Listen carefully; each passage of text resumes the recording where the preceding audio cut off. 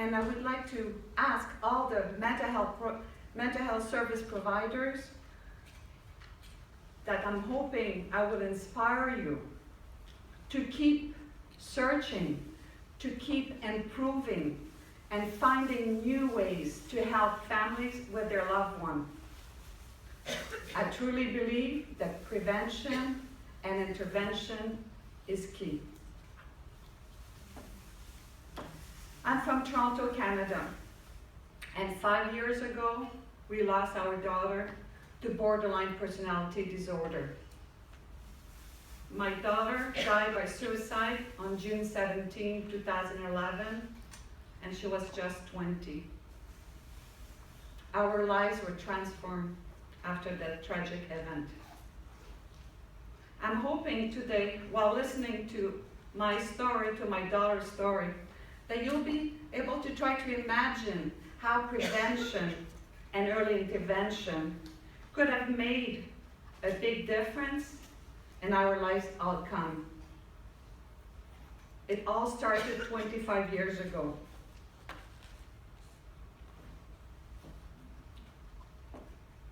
My daughter was born on March 10, 1991. She was a beautiful baby with a lot of energy. Growing up, she was very fond of her little sister Kayla. One day, Sasha came to us all excited to let us know, Mama, Mama, Kayla be on the toilet. You would say, yay, no more diapers, right? We were in the Plumbing Mart store, and the toilet wasn't connected to a sewage system. Let me tell you, we left in a hurry. A few years later, Sasha came to me and we had a quick discussion. My husband always had to travel across the country, outside the country because of his work, and he was missing many days at home. And then she came to me and she told me, Mama, you know, I will never miss Papa ever again. What do you think I did? Nothing. I didn't know what to say. I didn't know what to do. You know, she wanted, at this age, she already started to repress her own emotion. And I just didn't have the skills to deal with this. As a youngster, Sasha was very active and athletic. She did all sorts of sports. One of them was swimming, and she loved swimming. It became very quickly a passion.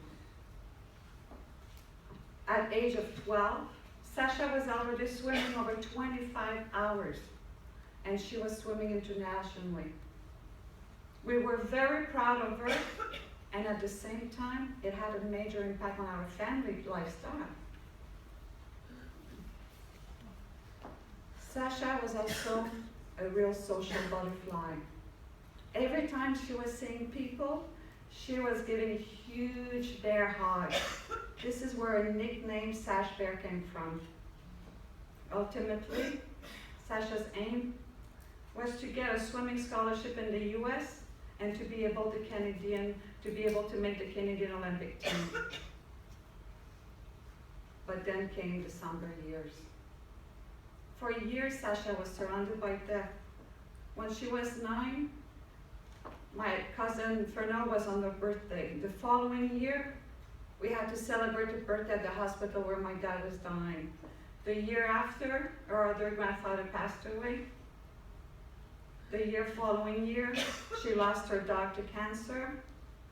And the year after, she lost one of her best friends from a very rare disease. All that had a major traumatic impact on her. Because Sasha was spending a lot of time with swimming, she didn't have much time for friends outing and was missing a lot of school. And this is when bullying started. She became more frequently sad, more easily irritable. She felt that we didn't understand her, and all that had a major traumatic impact on her.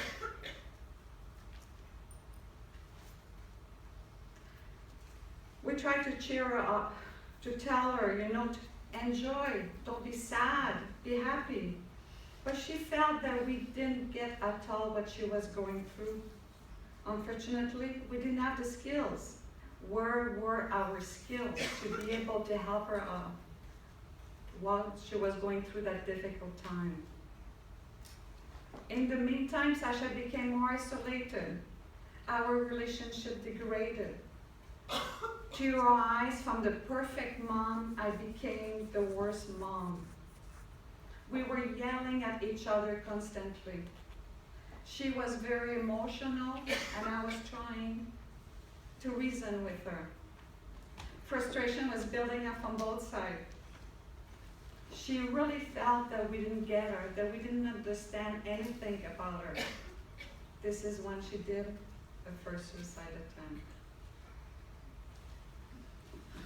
We were referred to psychiatrists and therapists for individual and family session. After a few sessions, we were told teenage angst. There's nothing wrong with your daughter, even if she did a suicide attempt. There's nothing we can do. So who was I, to start to argue with the professional? We did nothing, we went home. So we did the best we knew. We gave her short-term and long-term goals. And at the same time, I always felt that the suicidal thoughts were always in the background. One day, out of the blue, she told me, "Mama, it's too bad. When a person died, the people left behind had to pay for their funeral." What do you think again I said? I got super dysregulated. I went into a panic mode. I didn't know what to say. I said nothing. I was too afraid of the answer she would give me. I was too afraid to engage into the conversation. So we just continued driving. Desperate, ashamed, filled with guilt, we did what we knew best. So we encouraged her to go back to her swimming, to her school, to apply for a scholarship in the US, to do volunteer hours at the hospital. And that summer, after her suicide attempt, imagine, she did all that. She was accepted to go to the university on a scholarship. We were very proud of her, and at the same time, we were very nervous. So while she was at the university doing a double major in psychology and social studies, Sasha had a 4.0 average. She didn't want to tell a friend that she had tried to kill herself. She felt there was too much stigma surrounding mental health. So again, I was very, very nervous. So I phoned her, I asked her to text me. So we needed to talk on a daily basis because I felt that my daughter, her life was always at risk, that she was walking on a very tight rope, and I was afraid for her life. I wanted to hear from her that she was safe and sound. And then came a final storm. While dealing with a back injury at her swimming club at the university, their coach told her to stop swimming, to fix her back, and to come back only when she was going to be okay. So imagine doing more than 25 hours of swimming, suddenly stopping all the good feeling from the activity, suddenly stopped. And she plummeted into a super deep depression. This is when she did a second suicide attempt. In the meantime, we desperately looked for services. In Canada, nothing. The best we could find had a wait of 2 years. My daughter wanted to live. She just didn't want to live with that excruciating pain. So we found a place in the US where she could get the treatment. While she was there, she felt that the treatment she was receiving was as essential as water for her to survive. Unfortunately, one thing we didn't know while she was in treatment is she was raped by a football player while she was at the university. And then we were told that she needed more after 2 months. Coming from Canada, we couldn't sustain the cost. So we had to tell Sasha that we needed to return to Canada. And for her, it was again a major crash. So her will to live changed for her will to die. Like I said, my daughter didn't want to die. She just couldn't live with that excruciating pain. Imagine if we had prevention and early intervention.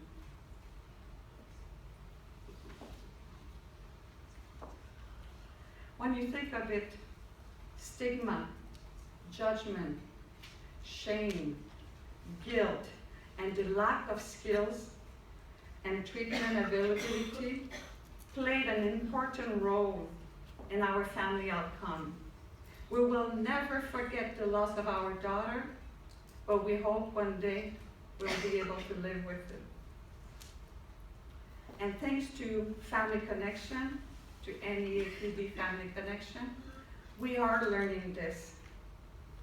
We are learning to be able to embrace our new slate, to be able to move forward, to regain balance.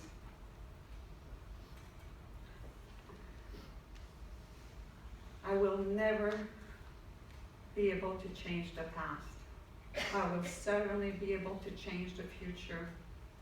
So with Family Connection skills, I now be able to slowly, radically accept our new reality, to better understand what BPD is all about, to put myself into the other person's shoes, to better understand other perspective, to practice self-care, to regain balance in my life, to live in the present moment, to be present, to be aware, and to learn to let go.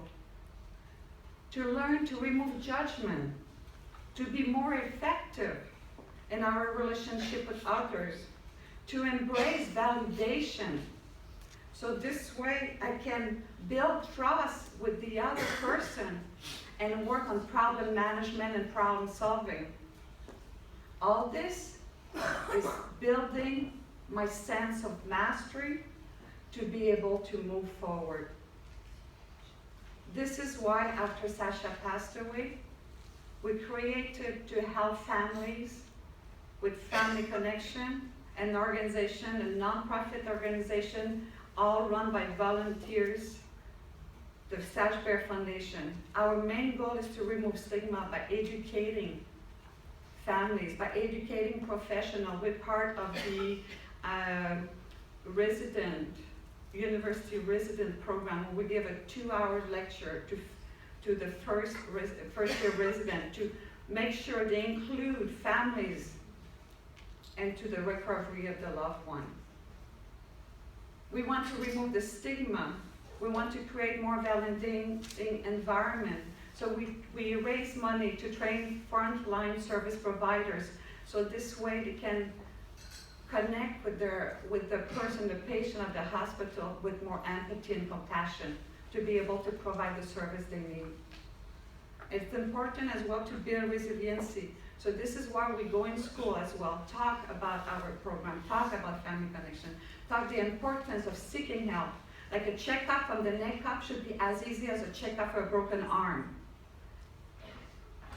And this is why the Sashbear Foundation started the Family Connection in Canada with CAMH, with Chevy McMain, and we did our first Family Connection in 2012.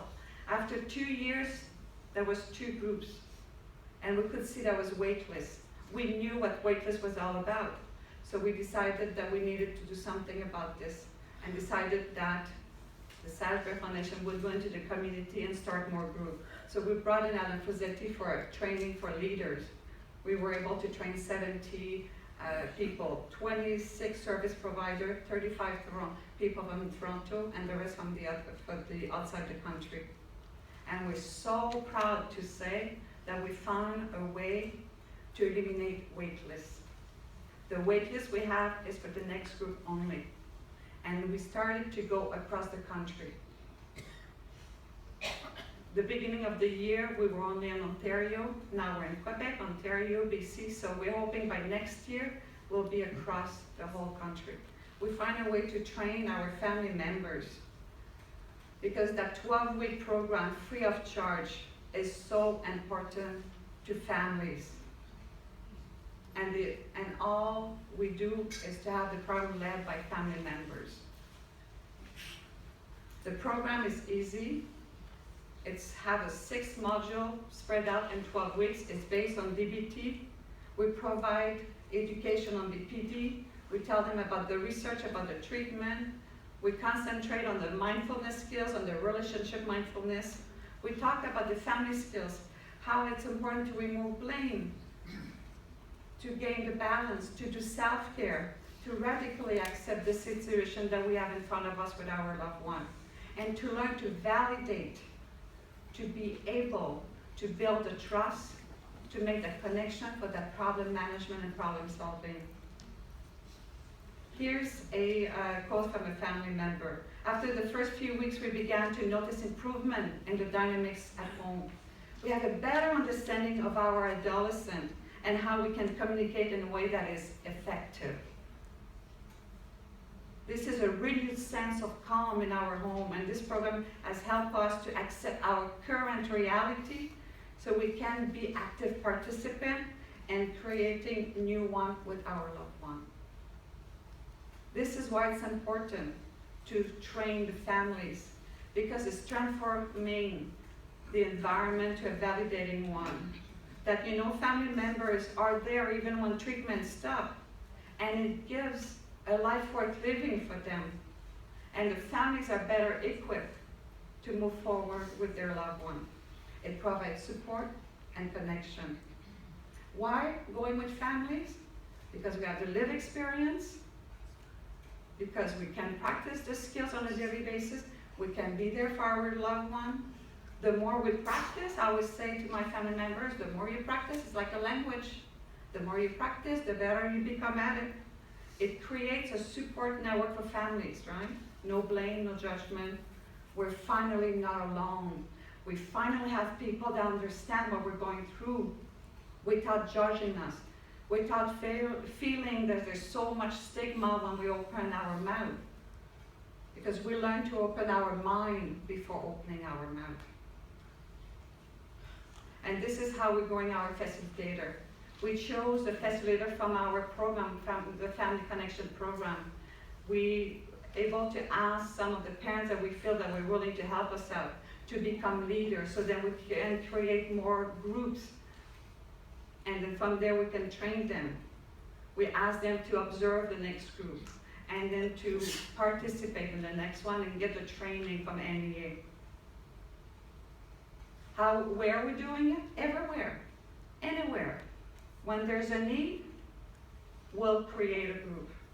If I have 4 family members, I'll find a way to bring the service there, because Family Connection program is life-saving. It may not have saved us, may not have saved our child, because we didn't have family connection in our life. This is why we find that prevention or intervention is so important, but it certainly did save our couple, because it removed the blame and the guilt, gave us a sense of mastery, and to be able to work together as one to move forward and be able to transform our tragedy to advocacy.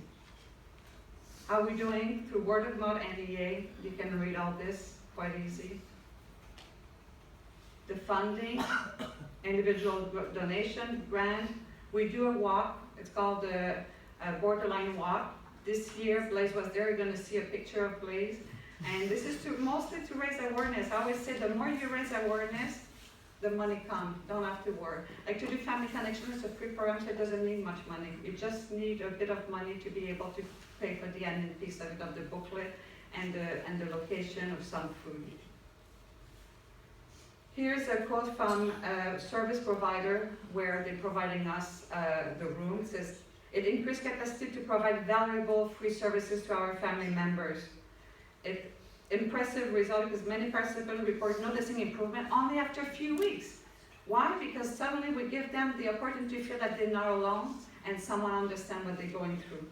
The peer approach is very effective. It reduces the stigma, create peers connection, practice skills, and improve your well-being. It's hard not to go with that, right? This is another quote from another service provider. Having a program that is community-based makes it very accessible for people. When parents and family members are more equipped and skillful, this translates into a more validating environment that everyone benefits from. Not only your own family, everyone you interact with. How amazing that is. How amazing Family Connection program is. And it's all free. This is our retention rate into the community. 92% of the participants complete the 12-week program. When they come at first, the coping skills is 4.8 out of 10, and at the end is 7.6. There's a 37% improvement rate. This one is amazing, coming from a loved one. I'm so proud to be the child of two amazing parents, and this person was fighting police, being sent to psych ward and things like this. After Family Connection, here's her quote. So proud to be the child of two amazing parents who have struck with me in the darkness of time, and no matter how many times I pushed them away, didn't want them to be a part of my treatment, a part of my recovery, a part of my journey. They gave me space. They never stopped informing themselves on what they can be doing. There's always kept their skills from Family Connection on top of their mind. It's been a long road, but they have given me the best chance to recovery, including family and to the recovery. They have made my road less dark. I'm standing in the light right now because of them. I love you, Mom and Dad.